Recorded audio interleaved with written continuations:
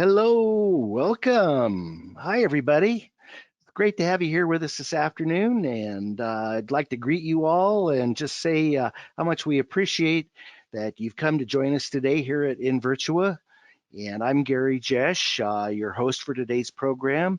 And once again, I'm happy to introduce our partner here at Invirtua, Leslie Baldwin. She's standing by or sitting by, I guess the case would be, right, Leslie? Yes, I am sitting here. I am, ready to go and excited to be here. Thank you. Hey, you bet. So this is the power. This is part three of our presentation that we've been working on about autism and anxiety. And after you've done two parts, the third one's got to be pretty darn good, right? But I think we're well prepared, right, to do that. I hope so. I hope everyone finds it really helpful and informative. Exactly. Now, a bunch of the research that was done for this particular presentation was done by a young man, Andrew Champy, and Andrew is actually the author of the part three document on our blog at invirtua.com. And so we'd like to thank Andrew. And, I think there's a good reason to recommend that people go to our blog and see the entire collection of work that we've done around this topic. So you'll find part one of autism and anxiety, part two, which is good job by Leslie, where you did a lot of work around sensory processing. And now today's work, we're taking a look at clinical anxiety.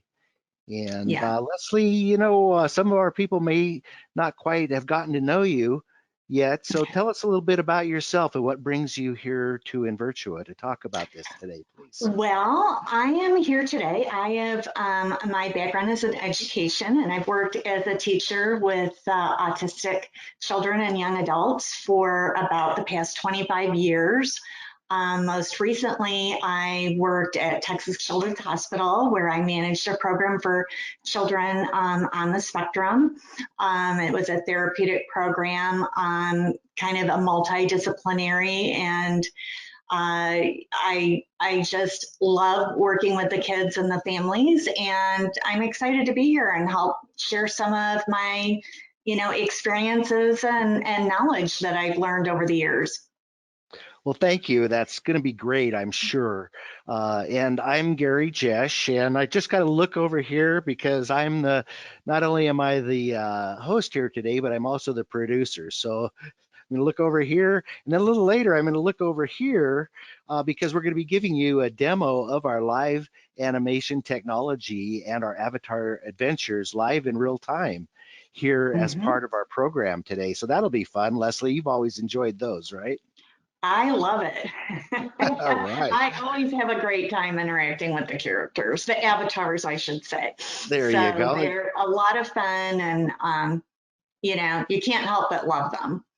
Brings out the little girl in you too, right? That's the best part. Absolutely. Your inner child. Yeah, there's nothing more fun than being able to be creative and play.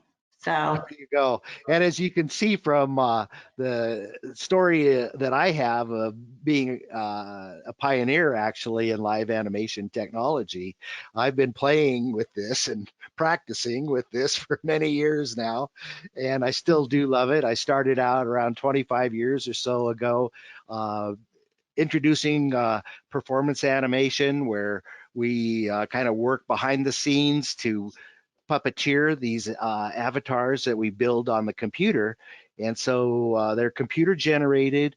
We call them avatars. And I call myself an avatar pilot when I'm doing this kind of work. And so here at Invirtua, I've been able to bring that technology in to help children that are working with things like autism and other developmental disorders to give them a hand to reduce the anxiety. That's one reason why we're so interested in it, right, Leslie? Yeah, absolutely. And to bring play to the desktop in a live interactive way so that our avatars we kind of think of them as sidekicks to the autistic child. And we're going to get into that a little bit more during our presentation, but I'm sure happy to be here. So Leslie, I think we're about ready to dive into this topic. What do you think? I think so. I'm ready. So, when we speak of clinical anxiety, just so that we make it clear from the very beginning, clinical anxiety is what we're saying is where a psychiatrist actually diagnoses this condition, right? Does that make Yes. sense rather than common anxiety? Yeah, I think, I think it's anxiety is typical. We all experience, some level of anxiety every day, and not all anxiety is quote bad or difficult to deal with. A low level of anxiety kind of helps propel us forward sometimes.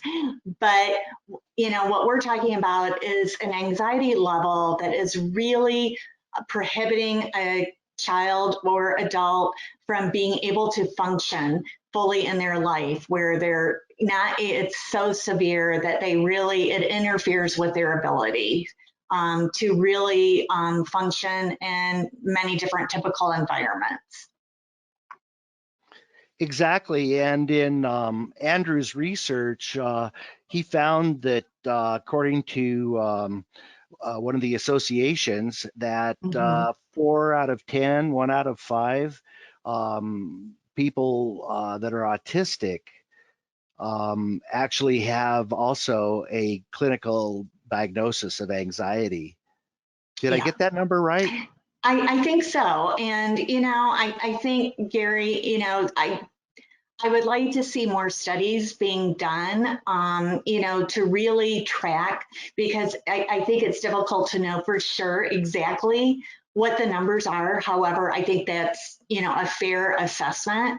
But I do believe, with my years of working with children and young adults on the spectrum, I think anxiety plays a big role in really prohibiting them from being able to do some of the things that many of us take for granted, whether it's social anxiety, going to a new environment, doing something different that's out of their routine, can be pretty anxiety provoking for many of them. Exactly. Yeah. Mhm. The other thing to remind people is that anxiety is an emotion, right? It's a feeling. So it comes from that part of our identity, our persona, where Mhm. other feelings come from. And so what you're looking at right here is just 1/4 of what we call the feelings wheel. We introduced this back in our previous webinars.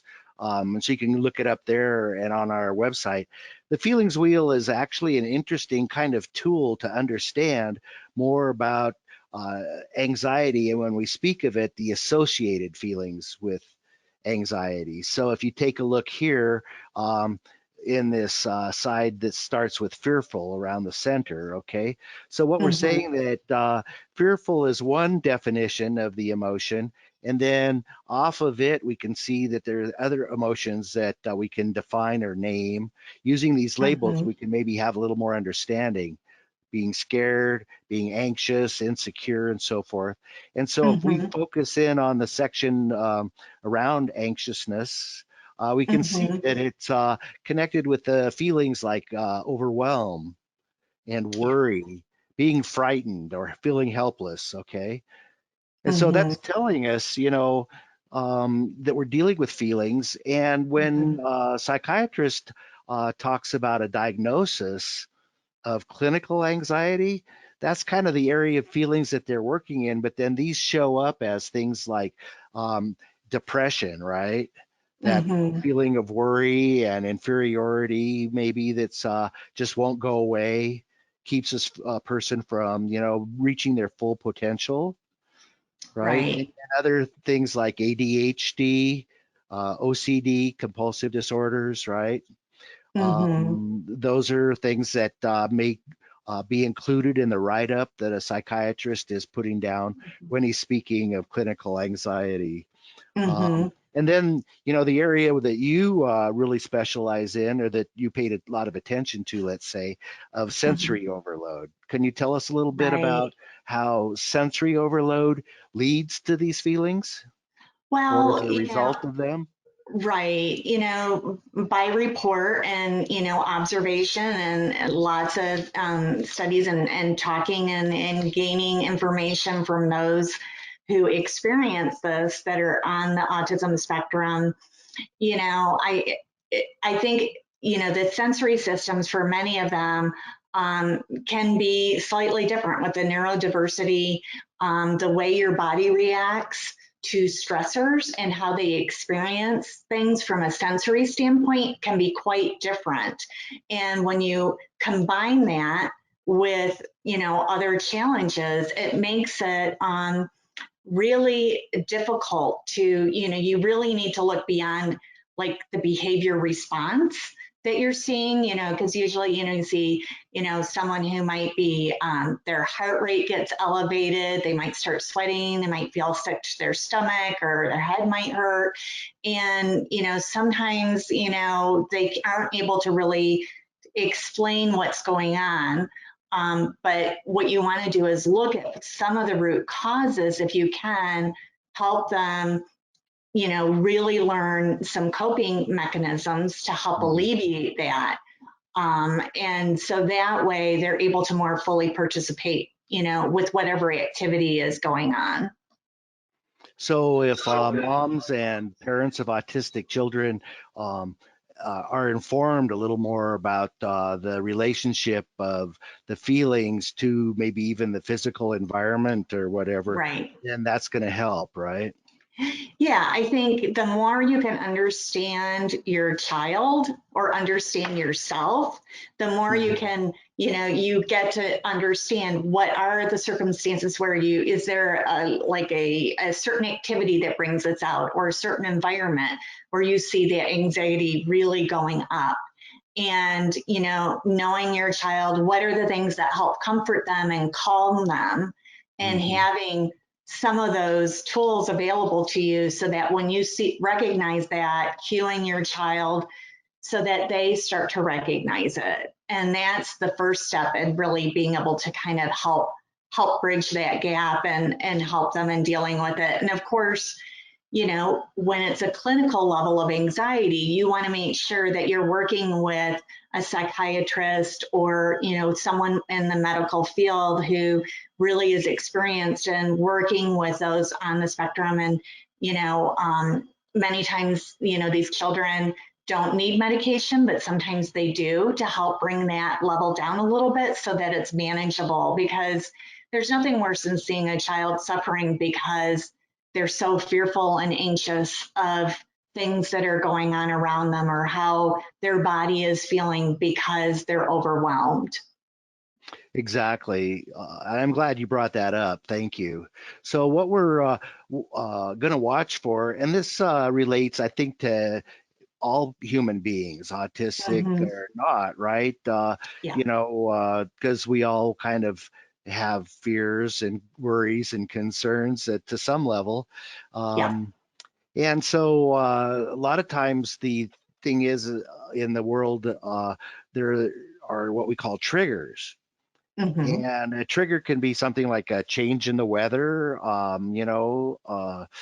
bad stormy weather coming our way. It might be a trigger to make us overly concerned or overwhelmed about, the future, right? Because we don't know Mm-hmm. the future. And so we start to get fearful about what the weather could do to us. And that's an anxious moment. The social interactions, is going to be, something that's really important when it comes to autistic children, Mm-hmm. because, they already have the challenge of figuring out how to navigate in the world with their special Yeah. needs. And social interactions can set things off. It could be being in a Mm-hmm. crowded place or a noisy place where there are a lot of people, or maybe feeling alone in an empty, quiet spot. So you don't really know what could trigger that, but it's definitely something can set it off. And Mm-hmm. then dangerous animals, and pretty much everybody, I think, gets excited or triggered by, a poisonous snake. Yeah, I think if So someone dropped a snake on me right now, you would see someone dysregulate extremely quickly. So, Yeah, yeah, exactly. That's another way of saying you would scream and run. yes, yes, I Yeah, would. yeah. And it would Oh, probably be yeah, difficult to get me to calm down and come back. that's So right. yeah, we all have our issues with anxiety to some degree. And Yeah, but it's a matter of, is it preventing you from being able to do the things you want to do and right. I mean, if or your to function phobia, and mhm, yeah, if your yeah, phobia meant that you had to look behind the door every door you went through, yeah. then you would probably be needing to see the psychiatrist, right? Yeah, it, it, Yeah. it, it would be time if I felt there was danger around every door. And, and I think for many of these children, because they're experiencing the world through a sensory system that might have some differences in how they're perceiving things, may not be able to anticipate, you know, if there's other children running around and they may not be able to anticipate what's going to happen. So a light touch from a child might feel like they're being attacked. And you really see kids that get that high anxiety level up and, they can either dysregulate where they overreact and it's difficult to calm back down, or else they almost shut down and, and just they are just done.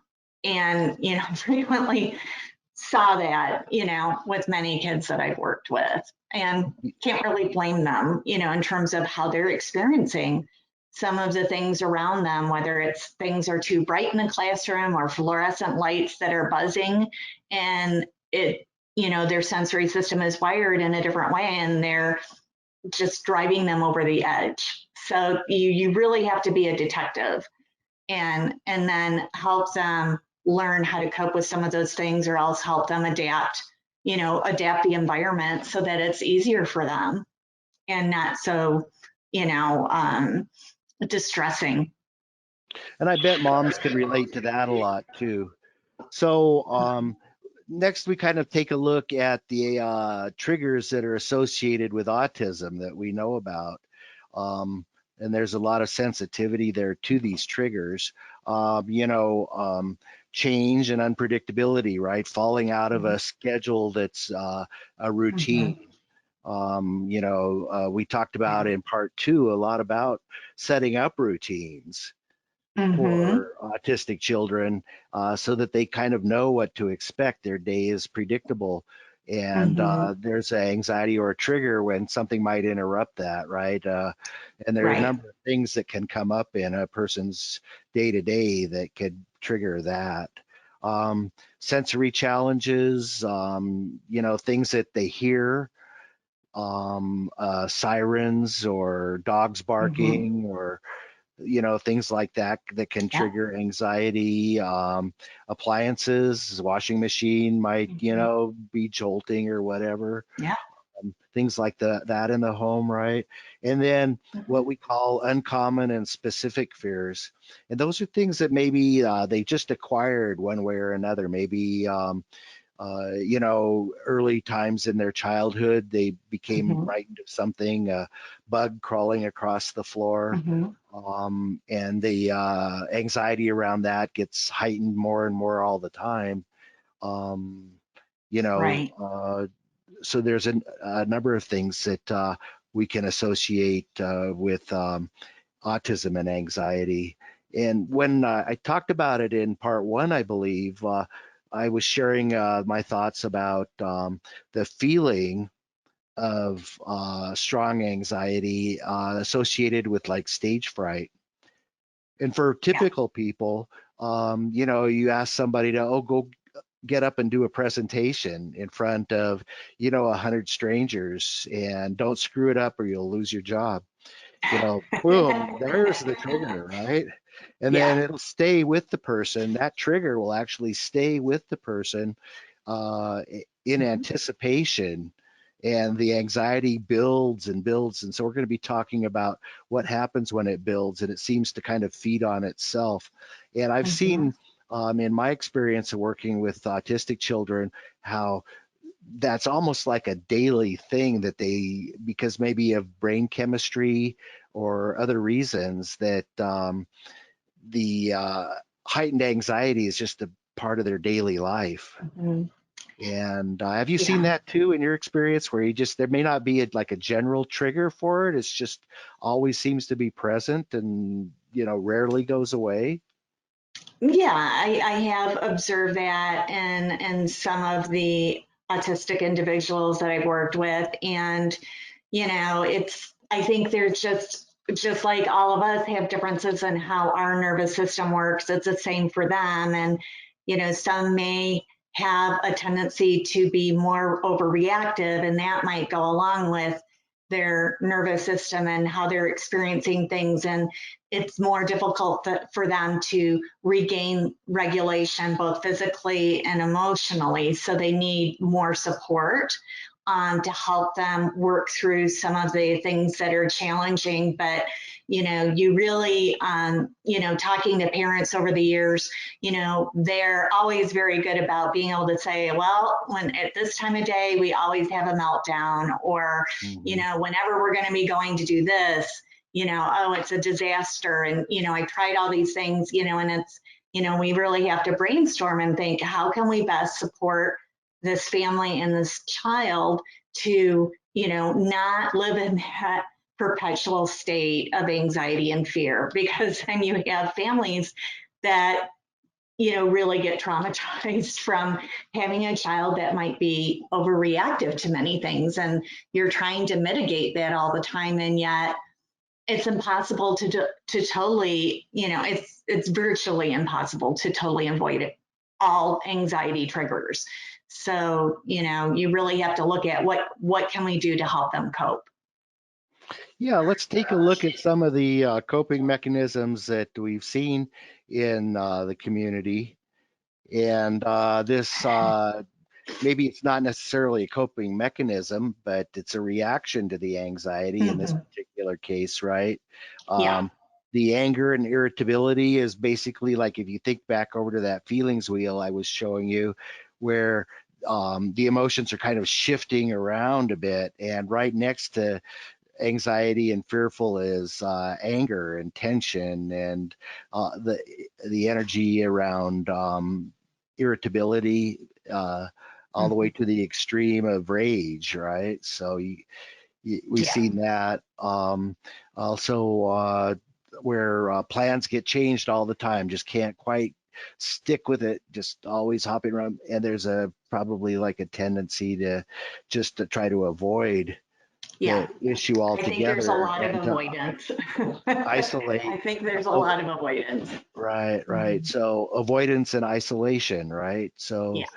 and if you can change it at the last minute, like simply saying, I don't want to go, you Hmm. know, or I'm not going, or if you're angry, darn it, I'm not going, Yeah. you know, Yeah.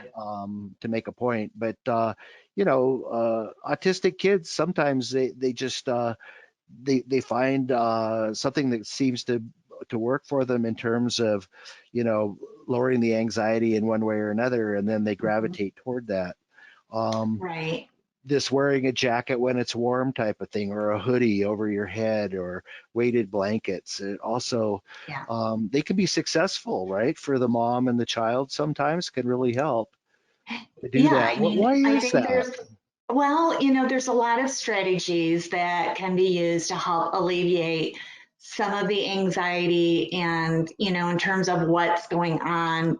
We always look at the individual child as a whole and try to determine what is going on that might be a trigger, and then what are the things that they find comforting. And many times, like wearing a jacket when it's warm, well, that might be to do with the weight of a jacket and feeling more secure. I can think of an example. Hopefully, my niece won't mind me um, sharing. She's on the spectrum in her 20s, and she's actually loved having with COVID, being, having to stay home hasn't been so Mhm. bad for her. But when she does go out, she's really pretty happy to put a mask on because I think she feels a Oh, little okay. more hidden. and that, not as, feeling like she's going to be, people are going to pick her out of the crowd or something, or think something's different about her. And, but for many people, it's the weighted blankets, or, things that the stimming that you see, sometimes rocking, waving the hands, different things, and families are very familiar with it. And what I've really, come to appreciate is I really feel that this is a way many of those on the spectrum are using stimming to organize their sensory system to stay regulated. So in Hmm. situations where you see they might be anxious or a little overwhelmed, you're going to see an increase in the stimming. But to me, it's a really effective coping mechanism for many of them, so that they can regain, stay regulated, and not have to flee, have that fight or flight, you know, I guess, taking over where they can't stay in a situation. So you really, you don't want to take that away from them, because it is a good coping mechanism. And, we really do find it can be very helpful. Yeah, because of the sensory overload, physical activities or Mhm. responses are often connected to the feelings, right? And I mean, Yeah. that even happens with you and me. If we're really anxious, we might feel something funny in our stomach, right? Or we might start to shake uncontrollably. It might just be a little, seem like a Yeah. ton to me, but it's to somebody watching me, they wouldn't really understand it. But that's kind of what Mhm. happens with feelings when they get to be amplified kind of beyond the Right. norm, right? Yeah. I don't think, in general that, the experience of anxiety itself is that different than neurotypical people.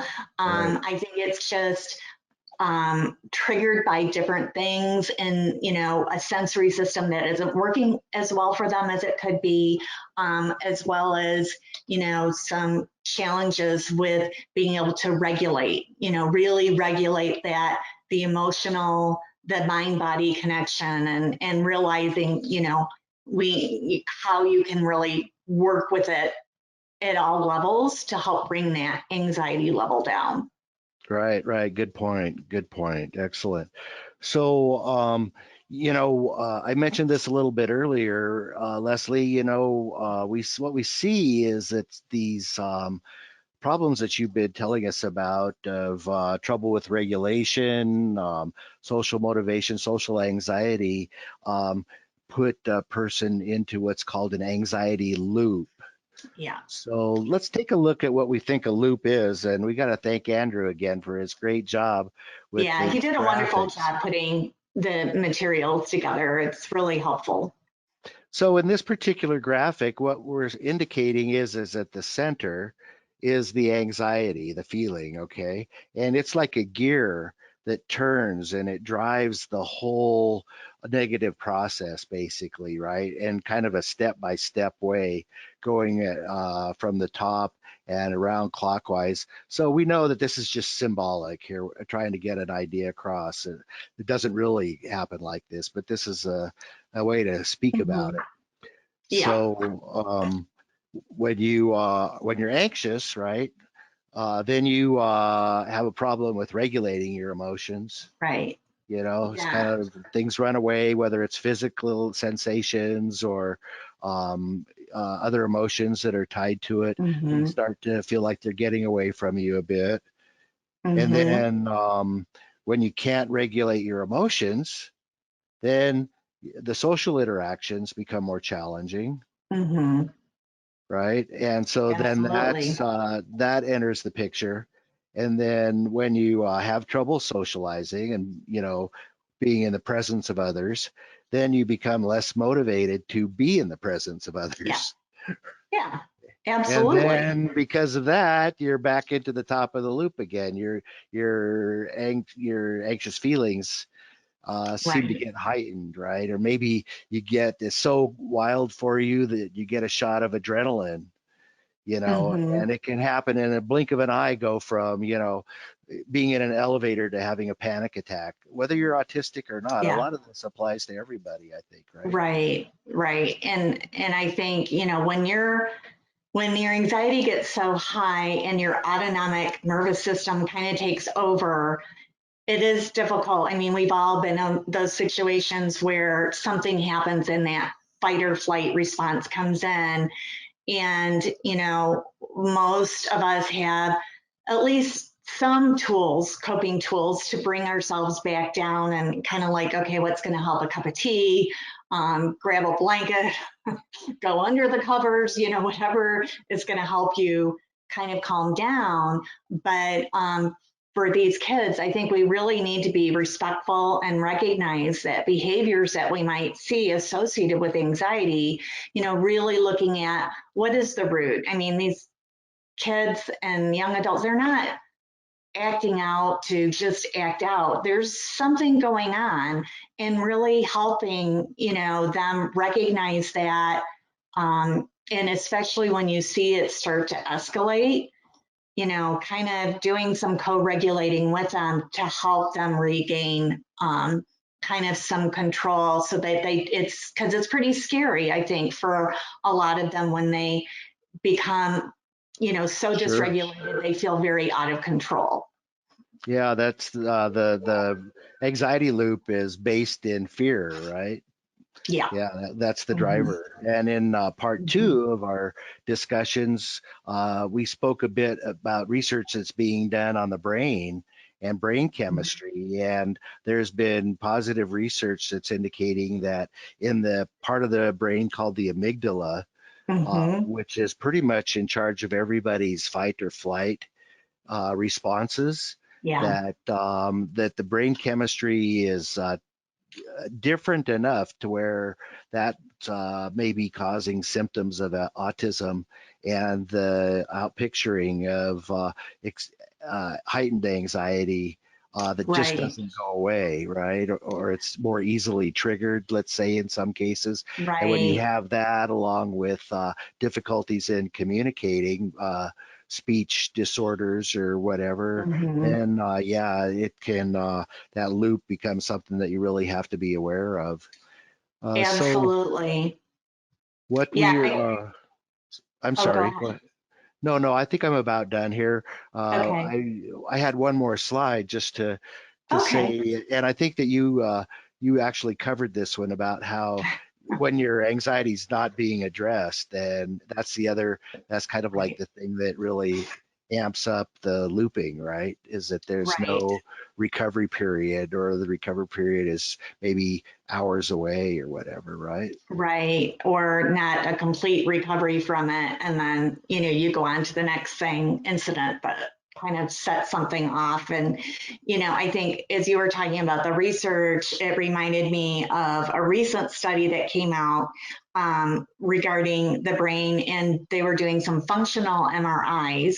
Hmm. In a study that came out in January of 2021, showing that, the differences in the autonomic nervous system of those individuals on the spectrum versus those who are neurotypical. And they were showing some significant differences with a functional MRI. So the brain is not reacting the same. So these kids and young adults are experiencing things differently in their autonomic, I can't even say it, autonomic system is really not, reacting in a way that's very helpful for them. It can trigger more easily and more intensely. And I know they're going to be doing a lot more research on that, but I don't think anybody who has a family member on the spectrum with anxiety, or who has worked with those with autism and anxiety, are shouldn't be too surprised by that.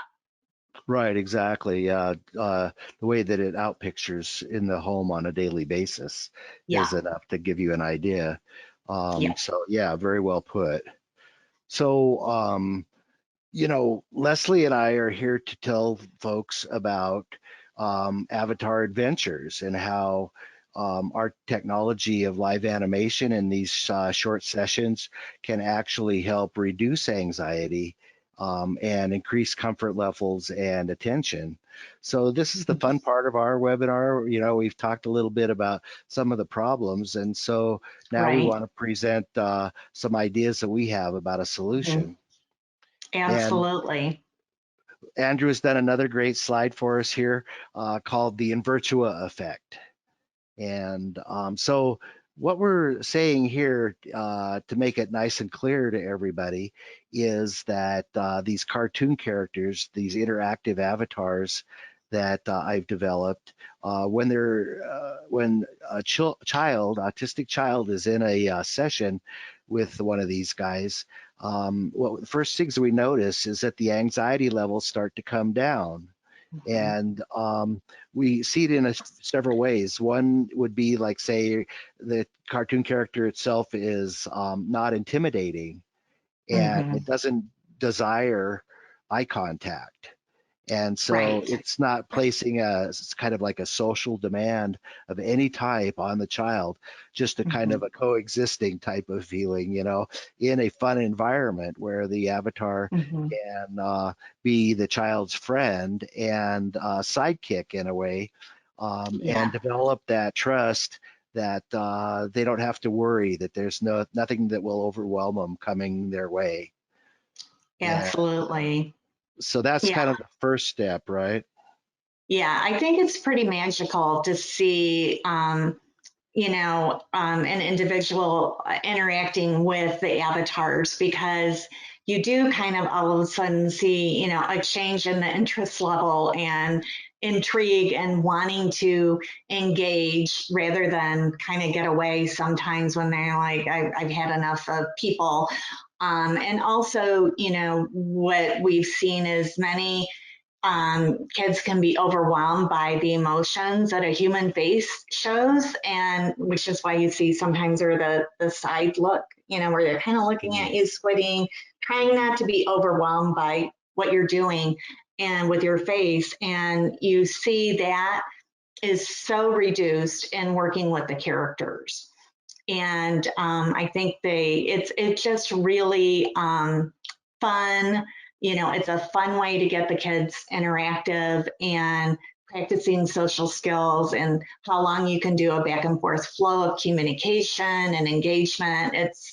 It's really magical, I think. Thank you. So what we're going to do is we're going to take you through what we call this Invirtua effect, and then in just another minute or two, we'll be able to have a little presentation of our technology live in real time here during this webinar. So let's take a look at what Andrew has given us in terms of looking a little more closely at the Mm-hmm. flow. So there's a step-by-step view of this. So number one, the avatar, that's Marley right there in the upper left-hand corner. So Marley reduces the anxiety, and with less anxiety, more learning can take place. The child's more Right. open to conversation, to expression, maybe to seeing the emotion, the facial expressions on the avatar's face. And, Mm-hmm. you know, it's a familiar face, or it's the same familiar face every time, right? Right. Yeah, Right. sometimes, you know, a therapist, she may have her hair done a different way, or wearing a different top, or, you know, glasses that are different from day Mm-hmm. to day. With the Yeah. avatars, they show up the same all the time Mm-hmm. and with a Yeah. smile, you know, so Yeah. it's play. Absolutely. And Leslie and I are going to talk a little bit about the play aspect of it next. But that's really the environment and the atmosphere that the Avatar Right. Adventure works in, is a playful atmosphere. And Right. And so, Gary, if you don't mind my mentioning that, mhm, also, in addition to, the child interacting with the avatar, they do have, we do really ask that either a parent be present with the child, or a therapist, or, a trusted adult who is mhm. with them and can give them support to stay engaged with the character. And, it's really a team effort that we look at, because we want children to always feel like they're in a safe environment, especially when, you know, you're working in this kind of modality. Absolutely, good point. When I'm an avatar pilot and I'm showing up there as one of my characters, I always want to have a mom Hmm. and my guy on the other side in these video Yeah, calls. So we yeah, don't really work with kids that are all by themselves. Just right, not going to right, happen, you know. So, and then we try to make recordings a lot of times too, and the recordings are hmm, serve several purposes. They keep things nice and safe, and it's also a great way to go back and review how the interaction went between the avatar and the child after the fact, and right, even to be able to go and rate it for certain events within the experience right, itself, the events that might tell us about improvements in right, speech, for example, right? yeah, Or observations about, the child's attitude as it right. kind of goes in a, up and down kind of way, Hmm. right? So, Right. It's a really, I think, by taping the sessions, it's a really great way to document progress, and to see, you know, what are the areas that they're progressing in, how are they reacting, and then always talking with families about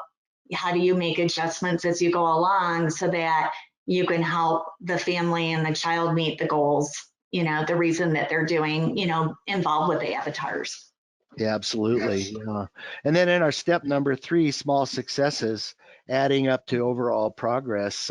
This is what Leslie calls the glint in their eye, right? Yeah, the That gleam in the aha eye. moment, Yes, I'm gleam. always looking for the gleam in their eye when you really see they're quite delighted to be interacting. And, you know, that's when you know they're there, they are present with you, they're robustly engaged. And, you know, that is your end to helping them learn, you know, keep that anxiety level down so that they can stay in an interaction, because the longer they can stay in an interaction, the more they can learn. Yeah, and the two things are incompatible with each other, aren't they? The glint in the eye and fear. Right. Yeah, Yeah, you aren't going to see the glint or the gleam in the eye when a child or someone has a lot of anxiety or fear. That will not be happening. You will know. yeah, It's exactly. pretty recognizable, you Yeah, know. Yeah, yeah. How it's just hard to coexist, Yeah, you know, at the same it's that time. playful that sign in the moment that play is taken over and Hmm. curiosity and maybe even a little courage is behind it. Hmm. Yeah. Some happy feelings are starting to come through, and so that's why we love it. And so that branches over to the improved self confidence Hmm. and the pride of accomplishment that then we as avatar pilots celebrate with the parents and the Hmm. child for taking it all the way through, and that is what we call the Invirtua effect. So let's take a Yeah. look now. There you go. And Leslie, I gotta kind of let you jump in here for this one. I love this, and I hope it gets the idea across. What we're really talking about is for everybody, but we focus on Hmm. helping parents, dramatically improve the lives of their autistic children, right? Right. Dramatically help them reach their full potential. And what is that looking like here? Take us through this diagram, would you? Sure. You know, as an educator and then, you know, using kind of a mental health model and working therapeutically with these children over the years, you know, what I've really learned is that, you know, you really need to look at the developmental ladder where this child or individual is at. But, you know, it all starts with physical and emotional regulation. And that's why we focus so much on anxiety and really learning to figure out what's going on causing the underlying anxiety and helping a child learn to cope and address it so that it isn't so overwhelming and that they can enjoy functioning in many different settings. So that's the first thing, because if you stay at that heightened state, it's very hard to move on to the next level of being able to engage with anybody else, focus and pay attention, communicate meaningfully, both verbally and with gestures, nonverbal, and then to go on to shared social problem solving and independent problem solving. So you really go back kind of down the ladder and start, which is where I feel like the strength within Virtua is it gives these kids and young adults time to practice staying regulated, staying engaged in a way that is fun and playful and it's something that they want to do rather than, oh, here we're going to sit down and do flashcards, like, it's Yeah, just, yeah. you can always make a game with flashcards, but I think you really want to get that emotional engagement. And, you start to see that gleam in the eye and you're headed in the right direction. Exactly. And incremental improvement in any one of these four Right. gives them more problem solving capabilities. Right. And so that And leads to independence and self-confidence, right. uh, and in cases where, autism is really tough, even a little bit can go a long ways toward, helping out and having a Yeah. better life, Yeah, in these areas. So, absolutely. I yeah. think whatever we can do to help these children and their families, have a better quality of life, it's really, it's priceless because life can be really difficult at times, especially when you're on the spectrum and living with really high levels of anxiety and we've seen that the suicide rates for those on Mm, the spectrum as they get into, sometimes they're children that are feeling suicidal or adults that, it's just too much. And so I think whatever we can do to help them be able to work on, being able to get rid of some of that anxiety and feel good about themselves and, really understand what's going on, internally with the emotions and physical. It's just so important. It really, it's vital. it is vital. Mhm. So, Leslie has mentioned the power of play just a couple times before in our other programs. Yeah. Oh, yes. And I'm right there with her, that we love to see children play because that's really where, there are good things that are happening and we call it Mhm. play, but it's really how children, start to understand the world around them, right? Yeah, And even absolutely. when the young adults are going to be, expressing their inner child or whatever, it's when they play, right? It shows up, and the Yeah. parents, the family members, these are Mhm. the child's first teachers, and so you folks that have that role can definitely, use Mhm. play in powerful ways to do this, Mhm. and your most effective asset is your own It's creativity, you. Yeah. right? Yeah. I just always say anything can be a game.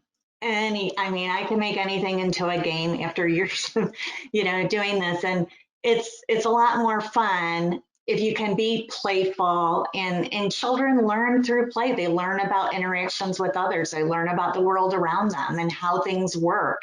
And it's just it's so important and it can be really joyful and great. There's always great learning opportunities through play and looking at what the child's interests are, which I think we really try to work with families to find out, about their child and what their interests are and really utilize that to really draw them in and engage them so that they can stay regulated and engaged. And I think Mr. Rogers would agree with you, right? Hmm. Yeah, and also the Muppets, Jim Henson and the Yeah. folks at Sesame Street, as an example. The puppets have always Yeah. been a great playful way to engage kids. Right. And so we're going to keep on doing that. So Right. let's tell you, everybody, a little bit about the Avatar Adventures. I'll kind of be a little brief here. I've gone over these thoughts in our previous programs, and I know that you want to take a look Hmm. now at the avatars themselves. So what we call an Avatar Adventure is a video call held in the home. It's not Zoom, but it's similar to Zoom. And when we say we both, that means me as the avatar pilot and you as the parent or caregiver or therapist can help the autistic child with new sensory experiences and learning new things along the way in a fun and safe environment. So the avatars are animated in real time. We have sound effects. The kids can touch the screens, right? You can touch a screen. Hmm. Sometimes that makes the avatar tickle a little bit. You never know what an avatar is going to do when you touch it. And Hmm. we can also combine a wide variety of educational content, loosely called our curriculum. Right. And it's customized for that child's experience in all cases. Hmm. Sometimes we might reuse something that we used with successfully with another child a year ago or whatever. But in other Hmm. cases, I'll work to prepare graphic and video and even sound effect content for a particular session, depending on how we're doing and where things are going with our kids there. So it's a really kind of a one of a kind type of deal, and you won't see it anywhere else. In fact, that's one of the things is that you don't see it anywhere else. So Yeah. we're working really hard to show people. Speaking of you won't see it anywhere else, this is our gallery of animated characters. You can see we have talking babies that dance even and speak. Our fish characters from a show that we have called My Fish People. Morley and Marfy, Morphy and Marley, and Genus and Delta and Stickler.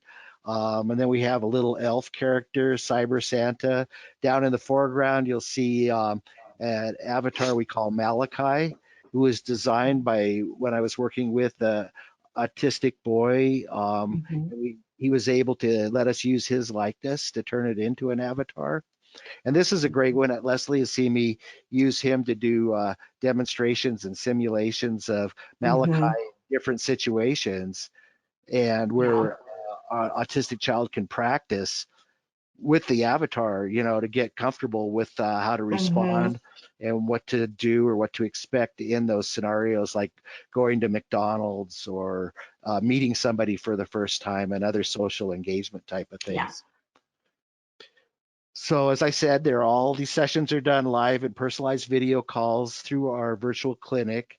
And when we bring a client into the virtual clinic, I would say at least half the time, or maybe even more, Leslie, is spent Hmm. discussing everything we can with the moms about their child and Hmm. what's going on before we even start the first avatar session.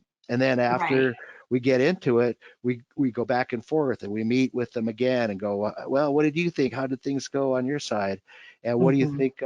Give us some more ideas and feedback. So we're doing more Right. than just a 25-minute session in there. We're working quite hard to Right. make sure that things are improving every step of the way.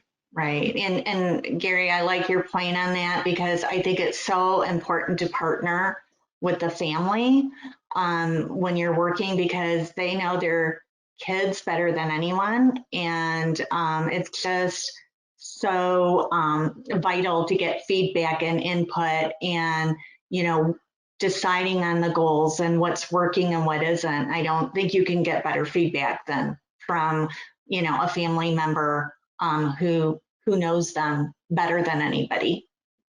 Exactly, and therapists also. We don't want to leave them out.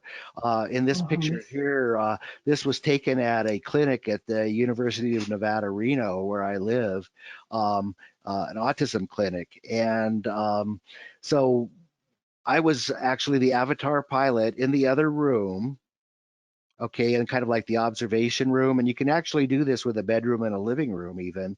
Mm-hmm. But the therapist was in the front of the big screen TV with the child and able to go through the entire session with the child. And also, we Mm-hmm. take input from the therapist in terms of guidance on how they want their goals to be met Mm-hmm. in these Yeah. avatar sessions. And so it's a real cooperation there. So this was a 2-room setup. We've done a lot of those. And then now switching over to all video calls, we still have room for therapists that want to come in and join us in the video calls as well. And those are very Mm-hmm. successful. And I think the thing that makes it successful is that we're speaking with the therapists in advance of doing the call. Then we do Yeah. the call with them in the session right there with the child. And then afterwards, we have another pass or go a consultation with the therapist and we record notes and that type of thing. So, Yeah. again, like you've said, it's that uh, family circle, whether it's a therapist, a mom, grandparents, Mm-hmm. siblings, or whatever, even using telehealth. Mm-hmm. We're actually very Yeah. successful at bringing others in. So there you Yeah. go for that. All right. So, and the time has come, Leslie, to All do right. a live session. And today's session is going to be done with this avatar that I've named Pooch. That's that big dog right there in the front of the row here. That's a cartoon character by the name of Pooch. And sometimes I even play this little audio of who let the dogs out. Do you remember how that goes? Well, we won't get everybody Not gonna do shaken that out of their today. seats on it for now, but just hum it quietly to yourself. And I'm going to switch over to Pooch right here. Okay, great.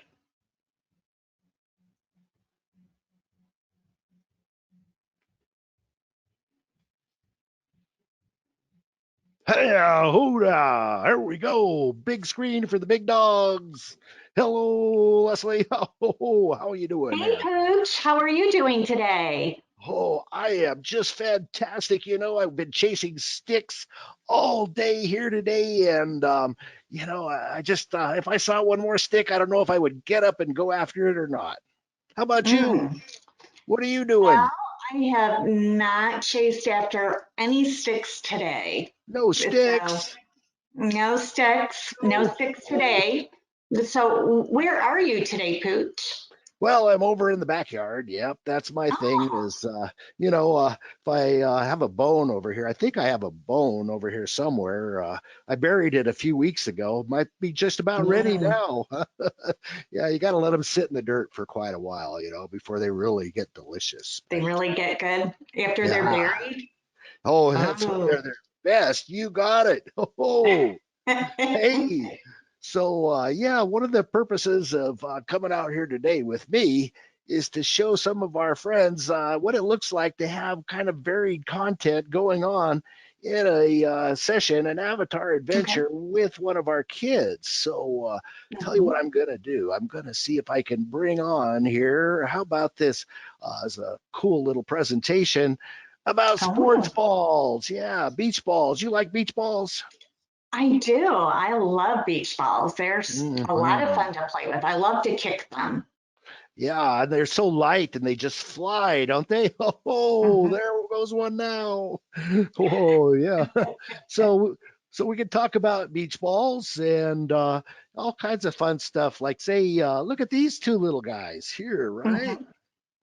Now, let's pretend for a minute that you're little Leslie, right? And let's Okay. say that you just have trouble figuring out, what kind of facial expressions a person might have, but you're a little bashful about, looking right into their eyes, right? Mhm. And Right. trying to see and read it that way. So maybe you could use a little practice. What do you think? Mhm. I Would you probably practice? could. I Would would do you? that You would work on that if with I me, maybe? That would could. be Mhm. great. So, Yes. yeah. Yeah, let's take Mm. a look. So, if you look really closely right over here at this little Mhm. girl, right? Let's look at this little girl and Mhm. tell me what you see. Uh, she looks happy. She's smiling, and it looks like she is trying to run up to that ball. Yeah, so she might be feeling pretty good right about now, huh? Yeah, she looks like she's having fun. Yeah, having fun, enjoying her Mhm. time. And what about the little boy? He looks like he's having fun too. I think that might be her brother, her There big you brother, go. maybe. Yeah. Yeah, so they got a little family time going on, right? They're Mhm. kind of going down to the beach. I've even done that with the other puppies in my family. We go down and play Mhm. in the water, and we kind of bond a little more, and then we all talk about it when we get back. So talk Mhm. about who had the biggest stick. You know what I mean? A lot of Yes. fun. A lot of Yeah. fun. A lot of fun. All right, you did really great. Let's take a look at Thank another you. one as an example. Okay. Okay. All right. See Mm. now, I've labeled this one for you, so that Okay. should be like no mistake. What does Yep, that I say right down do. there? What does that say? Soccer ball. Soccer ball. Yeah, yeah. So you're getting a little bit of a reading lesson here too today, right? Yeah, I get to Yeah. practice. You get to practice, and you can hmm relate with the label with the image, right? Yes. Pooch, Yeah. what kind of balls do you like? Oh, I like those red ones, that are about the size of a human being's fist because they fit in my mouth. Oh, yes, they do. And I can run hmm right after them and they bounce like crazy when they hit the ground. It is fantastic. I tell you what. Oh, look at these guys. Oh Oh, my. There's a yeah, lot of kids. there are. And a lot of facial expressions. hmm Well, I wonder what these faces are going to tell us. How about start with this little guy right behind me with his head down? What kind of feelings would we maybe? I mean, we can't really know for sure, right? But we could I'm just gonna take put a my look at some glasses back on. cues, right? Right. So when a person is in a game, so that would be the context, and their hmm head is down, they're not necessarily sad, right? He Not, looks like he's really intent on trying to get that ball. Like he's trying to get ahead of the other kids, maybe. Yeah, good call, Leslie. I might say that he looks determined, right? Yep. Right? That he's Yeah. got this feeling of, I'm going to really put a lot of energy into this and nobody's going to stop me. What do you Yeah. think? Does that make I think sense? I think you're right. So Yeah. Pooch, are you on the team with the kids with the red shirts since you have a red shirt on? Oh, I only wish. Yeah, I only wish, Leslie. That's very cute of you, but no, they don't let me on the field with these guys. And I'm normally four-legged, and not two-legged. Oh, they won't let you. Okay. Yeah, They no, and can't I'm be on I'm the team. covered with fur, but thank you. Yeah, us furry friends, we have to sit and watch or they yell at us. So, Got ya. good call though. Let's see if we got time for a little bit more. Oh my Okay. goodness, our hour's up. But let's show you one more anyway. So Okay. there's a baseball. Cool. I like this hmm size, and there's a couple of Yes. boys playing some baseball. Oh, So yes. so you Look think at we gave that. everybody the idea about what's going on here with Avatar Adventures pretty well? I I think so. I think you have done a good job. And Thank you. Pooch, I think you are a lot of fun. I think you can, I think you can tell that you really like all the balls because you're a Ah, dog, right? And so I'm a you like dog. I'm a dog. There's the ball. So, ball. Oh, to. oh, hey, that's great. Thank you so much, Leslie. You've been a lot of fun. I'm going to have to go now, but we'll see you guys later. Bye Okay. bye. Bye, Pooch.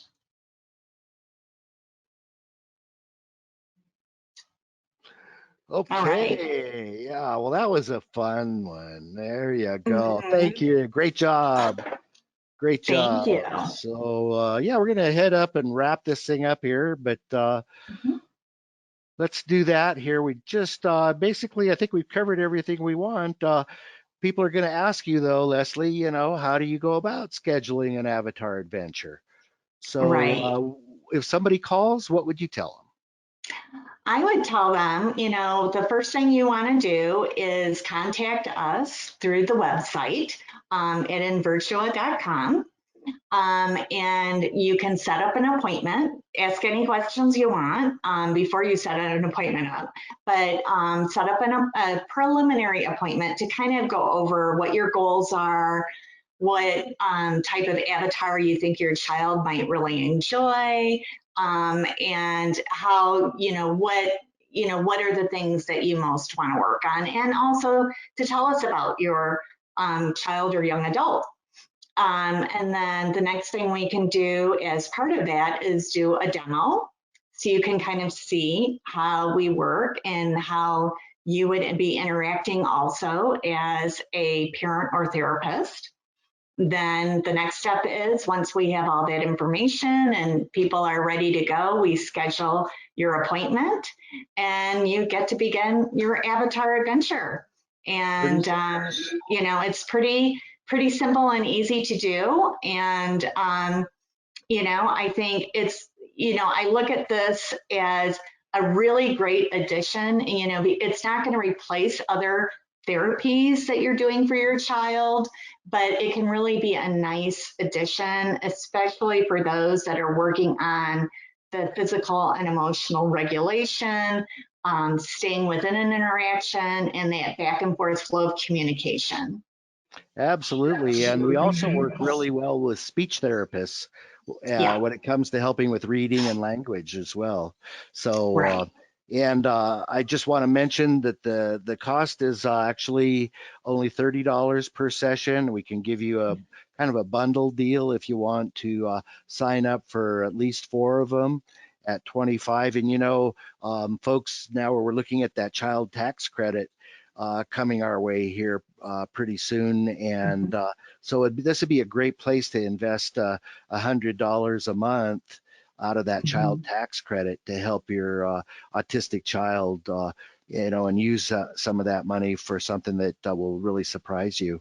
Leslie, you know what? We're just going to mention real quickly, invirtua.com. You'll get a lot more info there. Yeah. And then I just want to double check and see if we have a question from someone in our Okay. audience. Okay, great. And I see we have Nancy on the line. Nancy, Okay. I'm going to go ahead and if you'd like to ask Leslie or me a question, I'm going to unmute you here, or you can take the mute off yourself if you like. Did you have a question you wanted to ask us? Well, it was at the beginning of the session. Thank you. And I was having trouble getting my audio getting going. So Okay. I didn't have a specific question, but thank you. Oh, Okay. you're very welcome. What did you Thank you think? for joining us. What did you think when you saw the demonstration about the avatar and how it's interactive like that? Well, I'm a speech pathologist, and so I was thinking about how I would interact with my own student. What I was wondering, and I don't think that this is what you're offering, I was wondering if we get to purchase the use of the avatars and be the voice for the avatars ourselves. No, actually, the way it works is that you would schedule a session where we would handle that for you. Mm-hmm. So you would pretty much, give us the guidance, as we mentioned earlier, about what you want to have happen in the session. And then we would control the avatar and run the session under your supervision with you there, preferably. Mm-hmm. Does Mm-hmm. that work okay for you, do you think? Would that work? I don't know. I'd have to think about that. How Hmm. that would be. I mean, I'm thinking of about a couple of kids that I use do telepractice with, and I don't know how they would. I don't know how they would respond. But also, Mhm. for me as a therapist, I only know what I'm going to present or what I'm going to say right at that moment At the moment. Hmm. because Yeah. Well, I'm responding to the moment.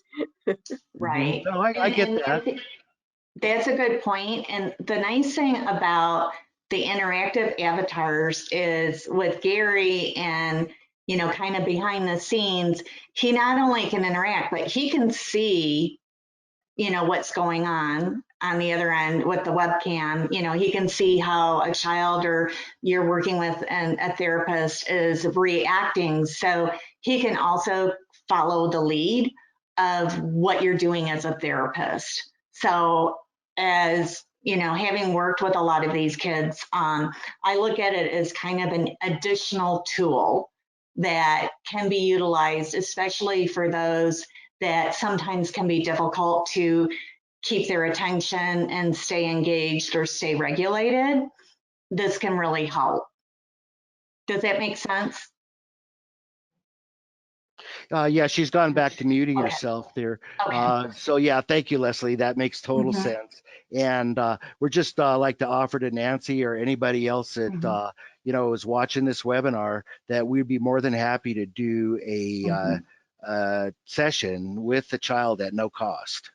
So Mm-hmm. if you're not really sure how that child's going to react, go ahead and invite us Mm-hmm. to do one of our avatar adventures anyway. Mm-hmm. And we'll take Yeah. the time to learn about the child and to learn about the approach that you want us to take.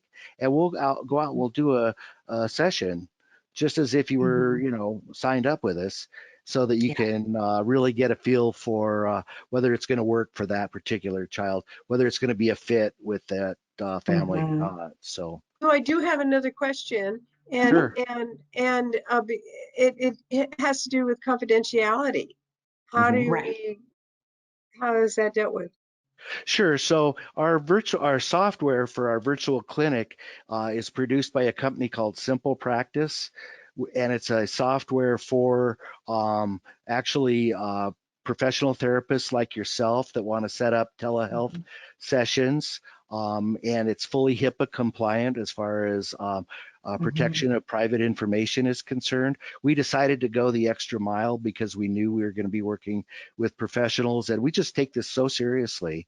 So Mm-hmm. we're users of the Simple Practice platform, and I'd be happy to show you through there. Right. And so everything is completely confidential, and anything that's done in terms of sharing is only done with permission, Mm-hmm. and always, you Yeah. know, with known parties that either you as the therapist or the parent approves of.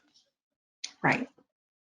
Yeah, you're the if there's a recording, it's never shared with anyone else. It's always kept confidential and private, unless there is permission, and you know, with a signed consent, because Yeah. we do feel very protective of any client that we're working with. And if you go on the website, you'll actually see where we've received permission from most of our moms actually to Mm-hmm. show the success that we've had with their children and share it with Mm-hmm. other people in the community as a Mm-hmm. way of encouraging them that it's safe and trustworthy and does show rapid improvement. So we're not trying to, you know, fool anybody or fake anybody out. We Yeah. just want to take what we've discovered with technology and put it out there where people can benefit from it and where kids can have better Right. lives and reach their full potential. So, well, Leslie, I think that's a great note to end this on, our Okay. series and today's webinar.